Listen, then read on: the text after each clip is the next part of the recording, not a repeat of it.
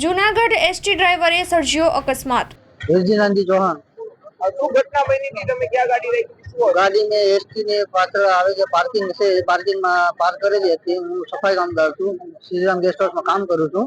ને મારા સાહેબે ફિનાઇલ લેવા મોકલતો હતો કે ફિનાઇલ લેવા જાઉં। હું સીડી ઉતરો ને હજી તો આવતો તો ગાડી બસ હતી, એસટી બસ, એ તાત્કાલિક ફૂલ ઝડપે આવી ને દિવાલ તોડી નાખીને મારી ગાડીને નુકસાન કરેલ છે, રિક્ષાને પણ ગાડીને। કેવું નુકસાન તમારી ગાડી? હા, સાઈન ગાડી છે, અત્યારે તમે જોઈ શકો છો, એમાં નુકસાન થયેલ છે। સાહેબ એમ કહે છે કે પાર્ક ટુ વ્હીલ પાર્કિંગ છે નહીં, આપણે ટુ વ્હીલ પાસે પડ્યા છે, તમારે પાર્ક ક્યાં કરવાનું? શું માંગ છે? આ ગાડીને જે નુકસાન થઈ છે, નુકસાની આપી દે એ માંગ છે। બેદરકારી હતી ડ્રાઈવરની?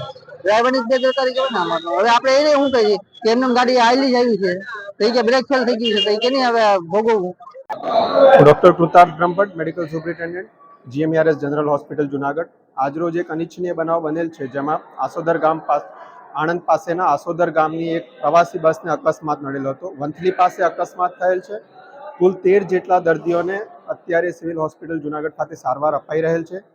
2 દર્દીઓને માથાના ભાગે વધારે ગંભીર ઈજા થયેલ હોય રાજકોટ રિફર કરવામાં આવેલ છે। તમામ ડોક્ટર્સ તથા નર્સિંગ સ્ટાફ અને પેરામેડિકલ સ્ટાફ અત્રે હાજર છે તથા તમામ ઘાયલ દર્દીઓને સારવાર આપવામાં આવી રહેલ છે।